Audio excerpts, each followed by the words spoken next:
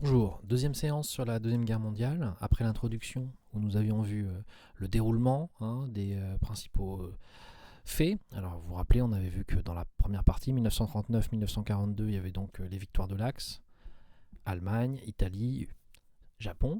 Et après le tournant de la bataille de Stalingrad, 42-43, ce sont les Alliés, donc Royaume-Uni, États-Unis, URSS, qui vont gagner la guerre.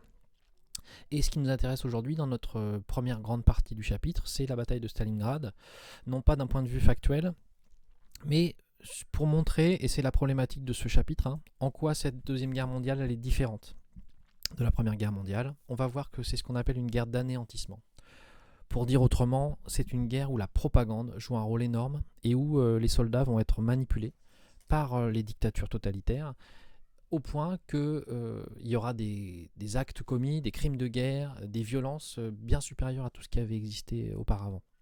Alors, on va parler essentiellement de la dictature soviétique et de la propagande soviétique. Avant cela, on peut rappeler rapidement que, en face, pendant la bataille de Stalingrad, il y a les soldats allemands de l'armée de la Wehrmacht, qui sont eux aussi sous le coup de la manipulation par les nazis. Alors bien sûr, les jeunesses hitlériennes, où on sait que beaucoup des soldats ont passé leur jeunesse et donc ont été formés.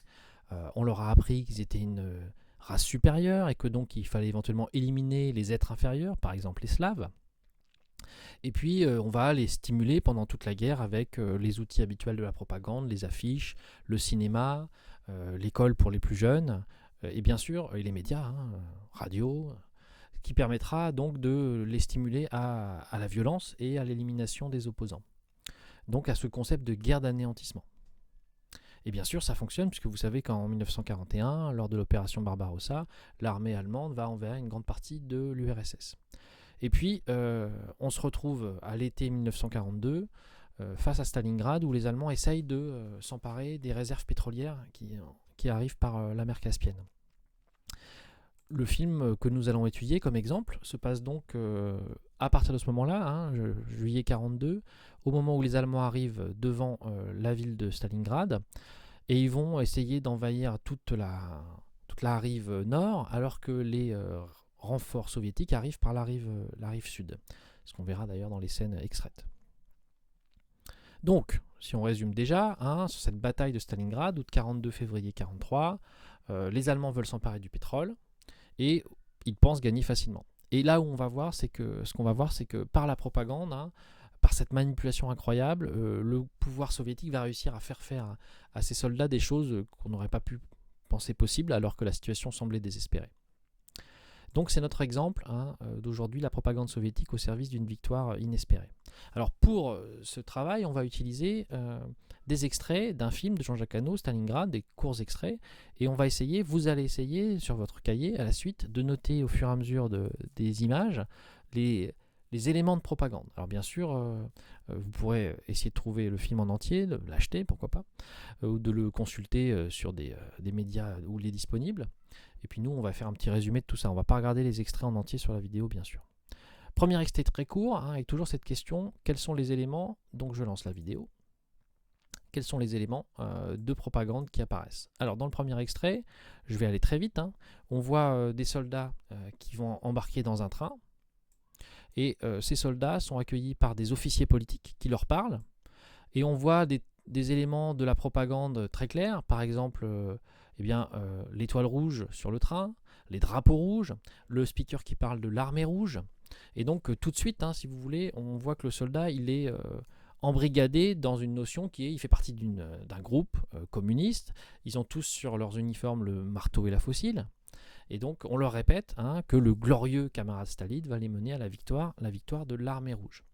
Donc dès le début de sa formation, le soldat il est dans une propagande. Alors le film nous le montre, et bien sûr on a des éléments dans les documents historiques, par exemple cette affiche de propagande où on voit évidemment en rouge le symbole soviétique et communiste, du côté droit l'armée rouge, mais aussi les civils, parce que dans la propagande soviétique, tout le monde doit participer à la guerre. Y compris les femmes et les enfants à leur façon. Et puis de l'autre côté, l'ennemi est représenté en noir, avec la croix gammée bien sûr, donc symbolique du noir pour le mal et du rouge pour le bien. Cette autre affiche là où on présente cette fois-ci un soldat Hein, posture héroïque, bien sûr, et toujours le noir pour les nazis. Donc, une propagande basée au départ sur des symboles, mais surtout une propagande qui va beaucoup jouer sur le rôle des officiers politiques, ce qu'on va voir dans le deuxième extrait, que je vais vous montrer un peu plus longuement.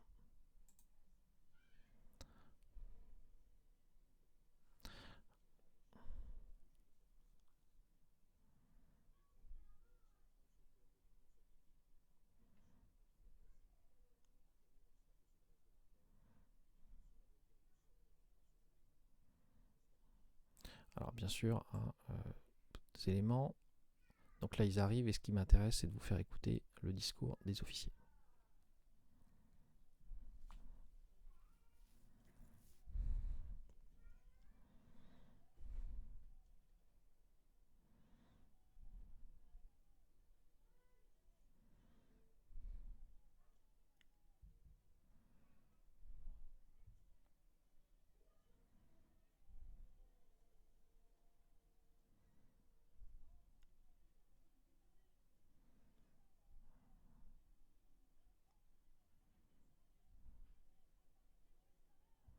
Alors on voit bien ici l'officier politique qui va donc clamer un ordre de Staline. Alors c'est l'ordre 227 qui a été établi le 28 juillet 1942. Et cet ordre, c'est plus un pas en arrière. Donc cet ordre, Staline dit désormais, les soldats mais aussi les civils ne doivent plus reculer. Ils doivent se battre, résister à l'occupant nazi.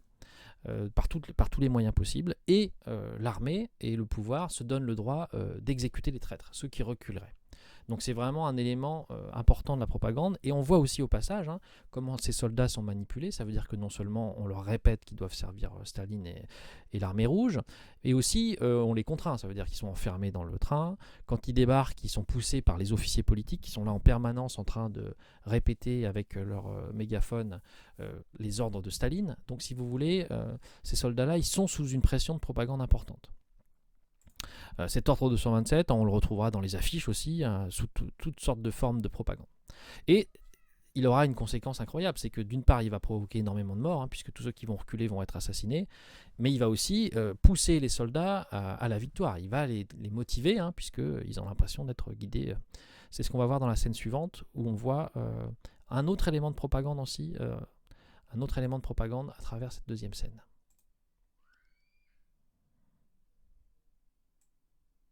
Toujours les officiers politiques.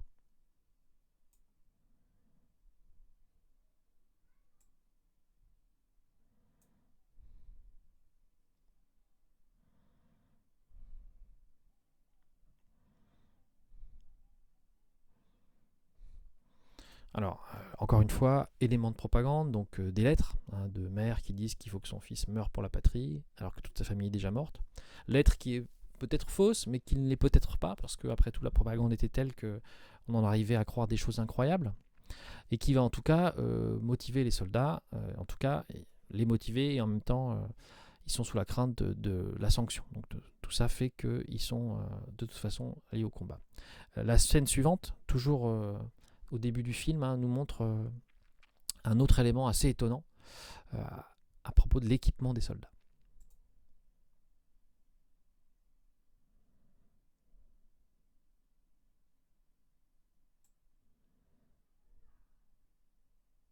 Là, on arrive sur la rive nord.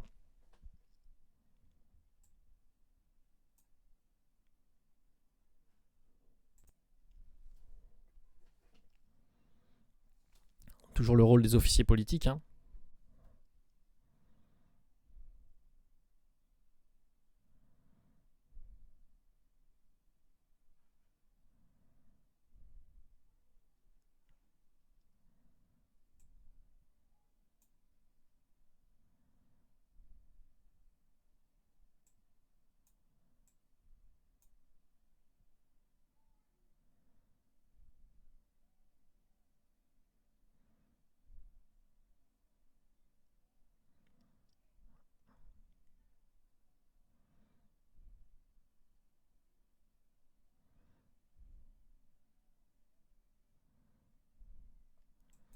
Alors cette scène peut paraître étonnante, hein. Alors elle est évidemment extraite d'un film de fiction, hein.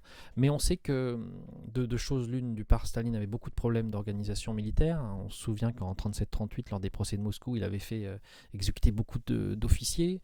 Il y a eu aussi énormément de purges dans ces périodes-là, ce qui fait qu'il manquait d'ouvriers.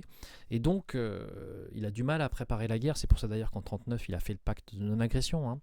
Et on sait qu'il a des problèmes d'approvisionnement. On va en être rendu, alors dans certaines batailles, c'est peut-être pas arrivé à Stalingrad, mais on a des exemples où certains soldats n'avaient pas assez d'armes. Et ils allaient au combat quand même. Donc on voit, si vous voulez, dans ces premières scènes, le poids de la propagande. Alors qu'en 1917, les soldats dans les tranchées étaient capables de se mutiner parce qu'ils voyaient l'absurdité de la guerre, là, les soldats vont aller très très loin, hein, dans l'acceptation.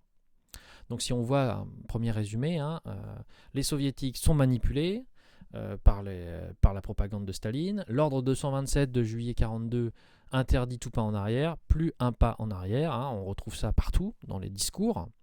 Et les officiers politiques, hein, ont ce rôle d'encadrement permanent. Alors évidemment, hein, ça va aboutir à des situations incroyables de violence, par exemple dans la scène suivante où les soldats n'ont pas le droit de reculer, donc ils sont face à la fois à la violence nazie et à la violence soviétique. Donc lors de cette scène que je vais passer rapidement, hein, on voit au départ l'armée allemande toute puissante, bien sûr, hein, qui est prête, qui à ce moment-là pense que la bataille est gagnée. Et on va avoir des scènes incroyables où les soldats vont courir sans armes, hein, c'est la force de la foi de la propagande soviétique. Bien sûr, ça ne va pas marcher. Et ce qui est incroyable, c'est que alors qu'ils veulent reculer, ils vont se retrouver face à la violence de leurs propres troupes.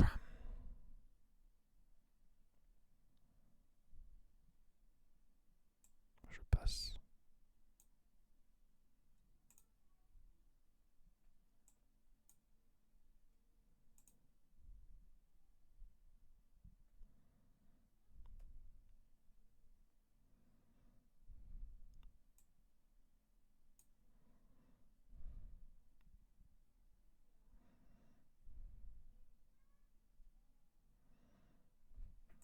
Voilà, donc évidemment, tout ça fait que le bilan va être épouvantable. Donc paradoxalement, ça sera une victoire soviétique, mais un nombre de morts épouvantable, 500 000 personnes tuées lors de cette bataille. Si on fait le bilan sur l'ensemble de la guerre, les soviétiques vont avoir le plus de victimes, hein, justement parce que Staline a sacrifié une partie de son peuple pour la victoire. Alors, dernier élément qui m'intéresse le plus, c'est comme objet de propagande, dans le cadre de cette bataille, c'est la création de héros. Et là, on a l'exemple qui est le héros du film, hein, c'est Vassili Zaïtsev, qui est donc un soldat. Alors, il est, lors de cette scène, sur le champ de bataille, puis il va pas reculer, il a une bonne idée de pas reculer, puis il va se retrouver avec un fusil, et apparemment, il va, comme un sniper, exécuter plusieurs soldats allemands. Et ça va entraîner la mise en place d'un système de propagande que vous connaissez, qui nous rappelle le chapitre sur l'URSS de Staline, extrait suivant.